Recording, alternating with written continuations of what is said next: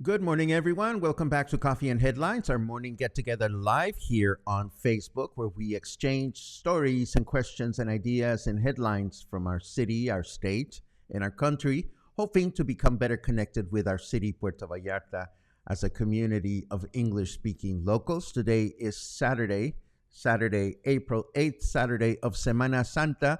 And my first question of the day is, where in Puerto Vallarta are you watching from, and how is Semana Santa treating you today? Or how has it been for you in the past couple of days? I will be happy to share my answer to that question. But first, as always, I would like to welcome everyone that is watching, and particularly those of you that are watching live for the first time. If that is your case, please let us know by adding the word new to your comment, and we'll be so very happy to give you a nice little welcome. If there is something special that you wish to share, it makes a big difference if you add a capital letter Q today. The reason I ask about Semana Santa is because I hear that it's really crazy in some parts of the city, obviously the tourist areas, not so much in other parts of town, like where I live. But before we go there, I want to show you and start our news section with this series of images that I saw posted on Facebook by Reporte Diario Vallarta here in Puerto Vallarta, that show how and why Los Muertos Beach is the most popular beach in Puerto Vallarta. Welcome to the Sea of Humanity. As you can see, there are quite a few people, visitors, tourists, enjoying the beach, enjoying Los Muertos Beach this weekend. One of the images, which I didn't include here, featured a group of musicians. So clearly some beaches or some musicians didn't get the memo that music, or live music rather, was going to be forbidden moving forward in Puerto Vallarta. But these are just some images of what Los Muertos is looking like this weekend. It looks crowded. I mean, I never see that many people on the beach, but it is nice to see, I suppose, that so many people are enjoying what we have to offer here in the city. I have one more image to share with you before we move on to other things. Again, these are images that we are enjoying thanks to Reporte Diario. They published them on Facebook, and I will be so very happy to share the link with you in the show notes. Of course, this looks like a lot of fun for visitors, but it's not necessarily fun for everyone. Apparently, vehicular traffic in town got so bad early on this long weekend that city authorities had no choice but to eliminate city buses from the El Centro area, making them stop at Parque Hidalgo and turning back. And of course, for buses going north, they are being sent through the libramiento. Regretfully, the city did not make any announcements of this ahead of time, which has made some visitors and locals rather upset. Even Luis Romero, who is the director of Unibus PV, the local bus company, said he was not notified of this change. The city just made an arbitrary decision at the last minute, apparently, and went on with this detour of public transportation. And apparently, this will continue through the end of tomorrow. As is traditional, the Via Crucis, which is Latin for the path to the cross, also known as the Passion of Christ, was reenacted yesterday in the vicinity of our city's most prominent churches and also at Plaza Lázaro Cárdenas. I know that some people were excited to see this, and it happened in Plaza Lázaro Cárdenas. I think it's been happening for over a decade, and it is quite popular in other parts of the country as well. And hopefully the last image that I will show you of Semana Santa this year is this one of a tourist that apparently decided that the best place to park at Los Muertos Beach was literally on the beach just south of La Palapa, which is, of course, absolutely forbidden. Talk about entitlement. This is not my image, of course, but everybody else out there seems to be sharing it. And these are the crazy things that we get to see during Semana Santa. Of course, we get to also find out about the weather. So I think this is a good time to take a look at what's going on out there. I now accept luxury vacations in return for better weather, says our snarky weatherman. It is 24 degrees out there right now, 76 degrees Fahrenheit, and our humidity is at 56%. Our weather forecast for the remainder of the weekend looks like this. Today, we are going to have clear skies with a high of 28 and a low of 17. Tomorrow, Sunday, a partly cloudy day with a high of 29 and a low of 17. And Monday, we begin the work week with mostly cloudy skies, a high of 29 and a low of 17. Moving right along, let me set up the next block of things that I wish to share with you. And we start with more information about the Isla Río Cuale potentially becoming a natural protected area. I had already reported this, the intention to turn the Isla Río Cuale into a natural protected area. But I bring it up again because this other news note that I read this morning has additional information that I found interesting to share. It is well documented that when Guadalupe Sanchez settled in the region in 1851 to found what is now known as Puerto Vallarta, he did so right where the Rio Cuale meets the ocean. What I didn't know is that the island did not actually appear until 1926. This was a year in which an unusually high river current split the land in half, leaving an island in the middle. And this piece of land or little mini island was initially known as the Santa Clara Island. And it remained as such, and it was in 1975, many years later, that the local government made a concerted effort to drag the river surrounding the island to turn it into a more stable and permanent surface and to avoid flooding, protecting its surroundings with rocks and raising its level. During this time, it was also known as a children's island, La Isla de los Niños, due to the fact that kids used it for recreational purposes. Eventually, it became the cultural icon we know and love today. So as you can see, Isla Río Cuale was partly accidental, Mother Nature doing its thing, but it became permanent by the intervention of city officials. And that is a little nugget that I was not aware of. I mean, I knew that it appeared at some point, but I didn't know exactly how or when. Moving right along, yesterday I was reporting on Gina Hendrix's new taco venture, and I failed to mention her nachos, which are quite unique as she adds pork rind into the mixture of tortilla chips, resulting in a wonderful combination. And this got me thinking, where are your favorite nachos in town? Do you like your nachos soggy? That's how you pronounce that. Do you like them soggy? Do you like them crispy? Do you know where they came from? So how about you share in your comments where your favorite nachos in Puerto Vallarta are? Meanwhile, I will share with you the story behind this very unique Mexican staple food item, or at least the most popular or most standardized theory of where nachos came from. Some of you may already know this story. Some of you may not, but I want to introduce you to Ignacio Anaya. Ignacio Anaya was a maitre d' at a popular restaurant a couple miles south from the border of Texas in the town of Piedras Negras, Coahuila. It was called the Victory Club. And in the year 1943,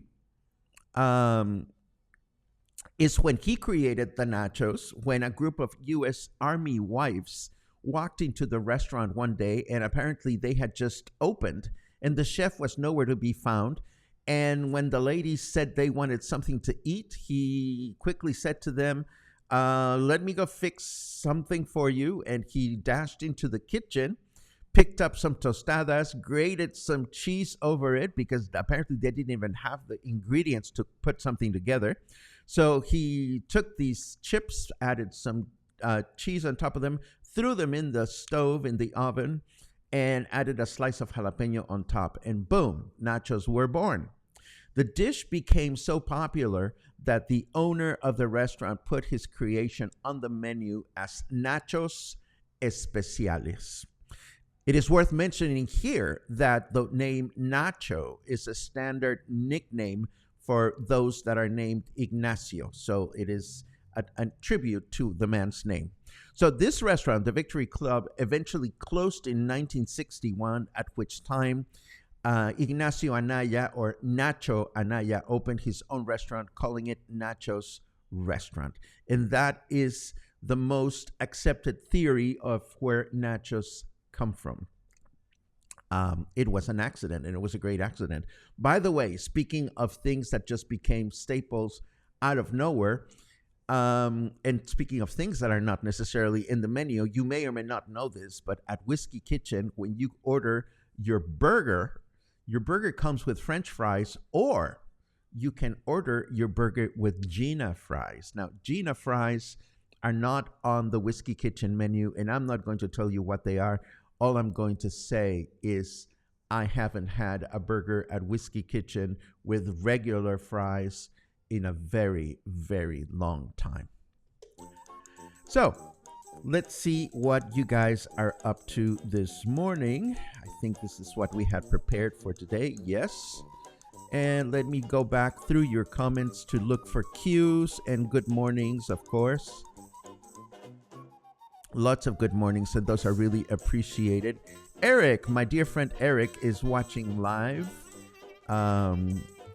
Hopefully you guys are having a peaceful time at your condo in the other side of the city. Oh, by the way, I should say, how are things in Semana Santa wise in my neighborhood? Well, yesterday I went out and had lunch again at Ascale, the wonderful seafood taco restaurant that was recommended to me recently. I went with some friends around noon, around 12:30, and there was absolutely no traffic on Francisco Villa. And then, of course, we get to this part of town that is not touristy. We get to the restaurant, and it was totally quiet. We had a great lunch, And of course, the restaurant is 1 block away from the Macro Plaza. I needed to buy some things at Walmart, so I went with my friend Mijal. I thought to myself, is this really crazy to go to the supermarket on Holy Friday? Well, there's only one way to find out, but much to our surprise, the shopping center was completely dead. There were some shops that were open, some shops that were closed. Walmart was, of course, open for business. And I have to say that yesterday's trip to Walmart, away from the tourist area, has got to be the most relaxed shopping experience I've ever had at Walmart Macro Plaza. So, yes, there is something to be said about the chaos that goes on in the tourist areas here in Puerto Vallarta, but there is something absolutely heavenly to be said about those of us that have the blessing of living away from those tourist areas and being able to enjoy some peace and quiet in the city. Let's see. Kathy was reading online and ran across an article on men's bracelets. Apparently, they are quite the fashion trend now and referred to as bracelets. Well, in Spanish, they're called brazaletes. I don't know the word bracelets, but yes, these are brazaletes, and I'm having fun making them, and I'm having fun gifting them to my friends. Let's see. Judy reports in Brisas del Pacífico, staying home. I actually don't know where Brisas del Pacífico is, but wherever that is, I hope it's a peaceful place to be. Betsy Ann is reporting from Emiliano Zapata. Dog is overlooking Los Muertos Beach, not overly crowded in this area. That's good to hear. Colleen says in Marina, they notice there are a lot less people on the morning walk. Interesting.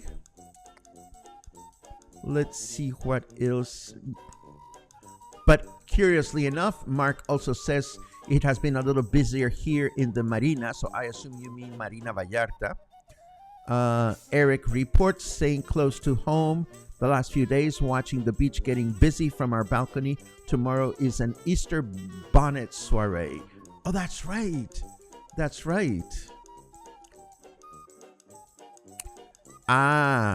Here is a perfect example of what I was talking about yesterday. The delay with which I read your comments. Here's a cue from Scott that says, for how long do you have that information? I am sorry to say, Scott, but I have no idea what you're talking about. Unfortunately, if you want to rephrase and give me some more details, I'll be happy to react to that. How do people get to work if the buses don't run? Well, you walk. For better or worse, El Centro is probably 8 to 10 blocks long. It takes about 10 minutes to walk from one end to El Centro to the other, and people have no choice but to walk or maybe get on a cab. Carmen says, we need to go to the supermarket, did not prepare well. Well, I tell you, Carmen, first of all, it's great to read you. And yesterday, Walmart Macro Plaza was not crowded. I haven't been to La Comer in a while, which is where I usually bump into you. But I can tell you that yesterday was a great day to go to Walmart. Let's see what else we have. Kelly comments on a nice parking spot. And I see WTF, which means we should probably unleash our...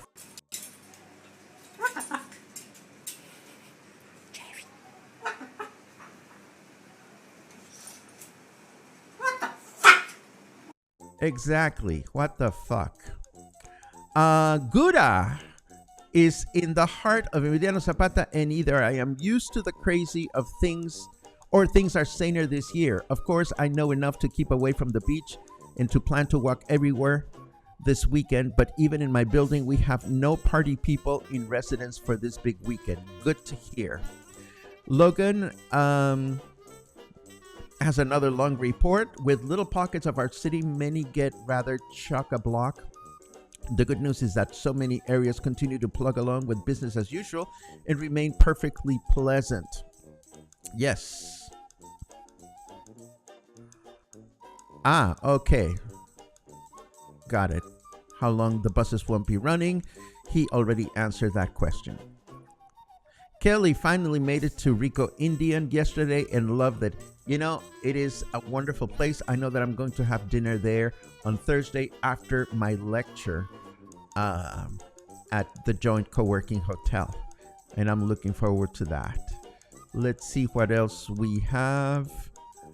Pum pum pum pum.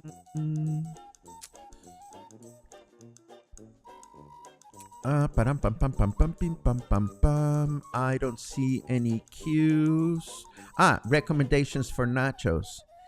Frank comments on Hotel Mercurio's nachos, and you are correct. Those are amazing nachos. Thank you very much for that.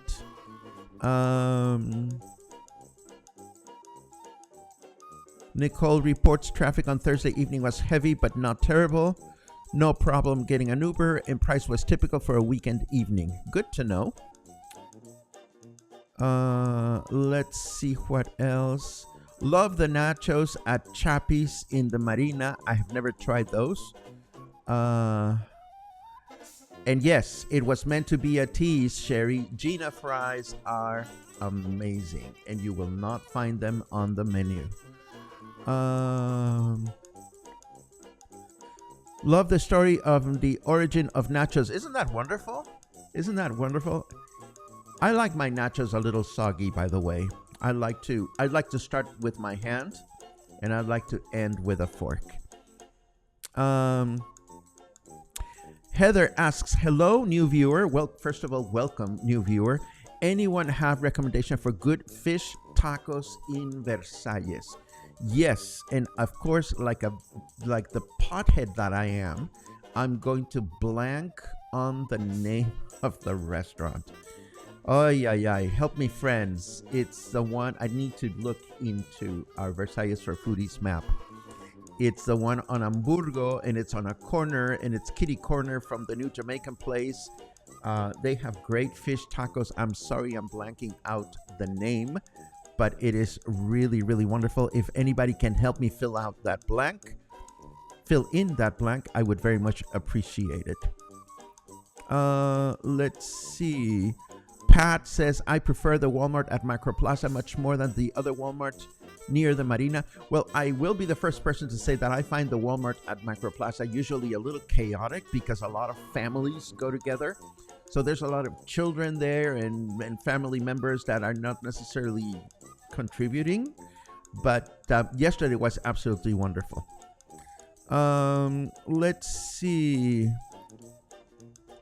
Mariscos Ocho Tostadas in Versalles has reasonably priced wonderful seafood. I imagine they have tacos. You know, it's really funny you should say that, Pat, because I used to think that Ocho Tostadas would have a big selection of tacos, and they don't. They have a big selection of tostadas, but they don't. That said, their seafood tostadas are really, really good. Thank you for that, Gina. I was not thinking about that one, but Freddy's Mariscos is really good. I don't know if they have tacos, but that is a good one. Paula recommends Tuna Azul, which I have not gone to yet, and they have already celebrated their second year anniversary. They're just down the street. And thank you, Gina. It is Abulon that I was talking about, and I blanked the name.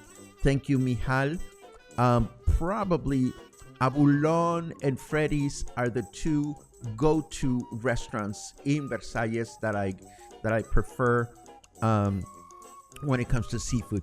But having tried the tacos at Ascale and having tried, of course, Gina's own seafood tacos, I will have to say that I am a little biased. So if you're looking for seafood tacos, it's right across from Versalles, so it's almost in Versalles, but Gina's taco operation, it is out of this world. And this brings us to the end of today's broadcast and the beginning of the weekend. I hope you enjoyed it.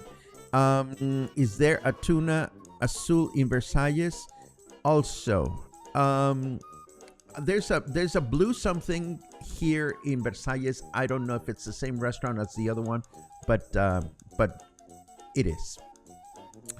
Again, we are at the end of the broadcast. I hope you have a great weekend. I hope you are able to enjoy as much or as little of Semana Santa as you care to enjoy. And we'll be back here on Monday with more coffee, more headlines, and hopefully more stories. Have a great weekend, and I'll see you again soon.